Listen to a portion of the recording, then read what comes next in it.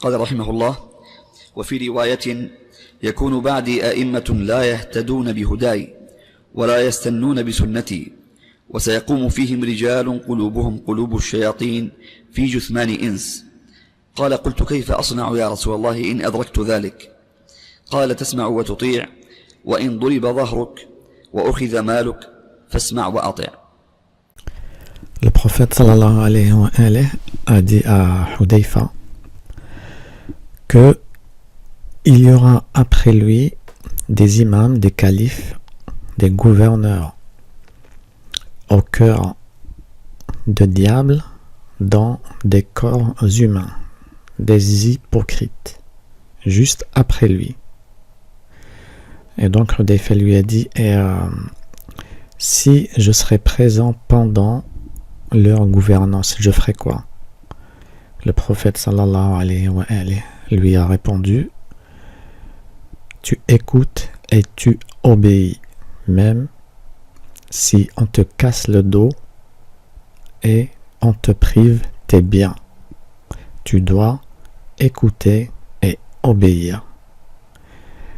Dans cette riwaya, le prophète sallallahu alayhi wa alayhi parle des gouverneurs, des califes, des imams qui allaient venir juste après lui.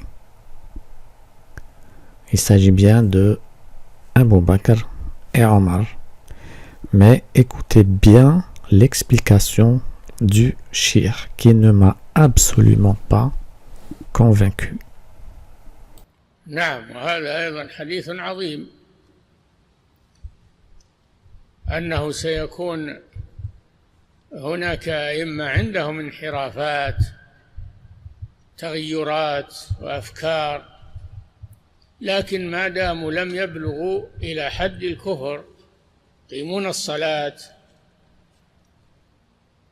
فإنه يصبر على ما عندهم، حتى ولو كان فيهم ظلم، ضرب ظهرك وأخذ مالك، اصبر عليه، اصبر عليه ولو ضرب ظهرك بالعصي وأخذ مالك، لأن الدين لا يعوض، أما الضرب وأما المال يعوض، لكن الدين لا يعوض. اصبر على دينك واصبر على طاعة ولي الأمر ولو ظلمك، ولو كان الولاة ظلمه. لازم يكون الوالي عادلا مثل عمر ومثل الخلفاء الراشدين، ما هو لازم هذا. والدنيا تتغير والعلم يضعف والدين يضعف في آخر الزمان، ولا بد أن تلزم جماعة المسلمين على ما فيهم، تلزم إمام المسلمين على ما فيه من ظلم للناس أو فسق في دينه دون الكفر. حنانيك بعض الشر أهون من بعض، فتلزم جماعة المسلمين وإمامهم، وإن ظلمك الوالي أو ظلم غيرك.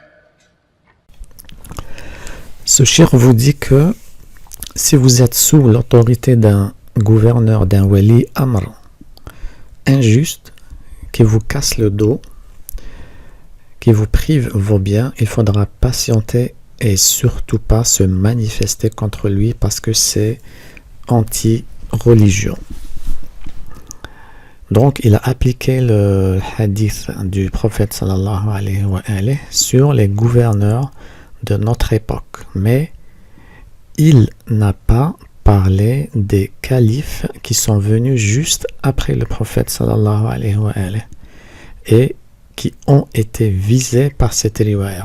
Le prophète a dit à Hudayfa: il y aura après moi. Cela veut dire que Abu Bakr et Omar et Uthman étaient parfaitement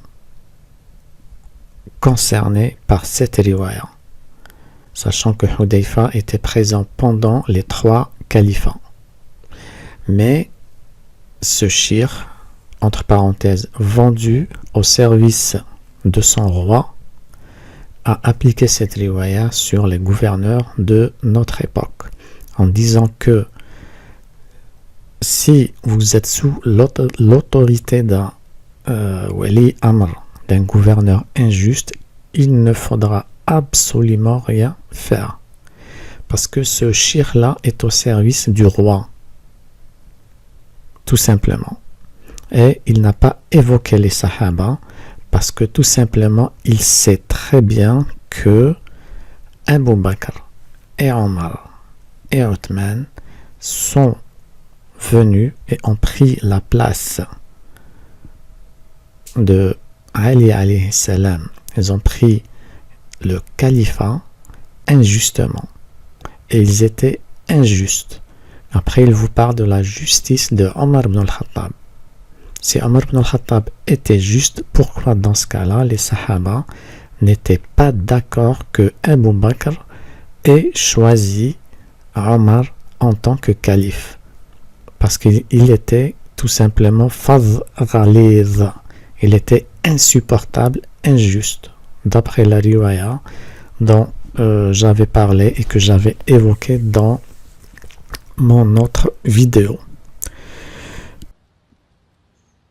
الذين يثورون على الحكام الآن ويقولون ظلمة أكلوا المال سووا بالمال فعلوا، ما هو بهذا هدي الإسلام. هدي الإسلام الصبر مع السعي بالإصلاح ما استطاعوا، والصبر على ما يكون من المشاق، الصبر على ذلك. ولا تنسوا قاعدة ارتكاب أخف الضررين لدفع أعلاهما. درء المفاسد، هذه قاعدة أيضا، درء المفاسد مقدم على جلب المصالح. فهذه قاعدة عظيمة في الإسلام. هدي الإسلام صبر على ولي الأمر المسلم ولو كان ظالما ولو كان فاسقا. Tout ce que le cheikh a dit existe noir sur blanc dans les livres sunnites. C'est une aqida dans le dogme sunnite, disant que le califat, le successeur du prophète, peut très bien être un califat injuste. Il peut être fasiq, il peut faire les 400 coups, mais tant qu'il est toujours musulman, on n'a pas le droit de le critiquer, on n'a pas le droit de nous révolter et de nous manifester contre lui, même s'il nous casse le dos et même s'il prennent nos biens. Il faudra patienter, obéir et se taire. Pourquoi ils disent tout ça? Juste tout simplement pour défendre les califes, pour barricader les sahaba, afin qu'ils soient intouchables par nous, par les critiques. Donc, cela étant le dogme sunnite. Par contre, pour nous, les chiites, le califat, l'imam qui succède le prophète sallallahu alayhi wa alayhi, doit être absolument irréprochable. C'est pour cela d'ailleurs qu'on a suivi Ali alayhi salam et la famille du prophète, la noble famille du prophète. Nous, dans notre dogme, on ne peut pas faire la prière derrière un fasiq. C'est inacceptable, inadmissible. Par contre, dans le dogme sunnite, as-salat khalf al-barr wal-fajir tajouz. On peut faire la prière derrière un fasiq, un fajir. Donc, voilà vos shirs et votre dogme. Barricade les sahaba afin qu'ils soient intouchables.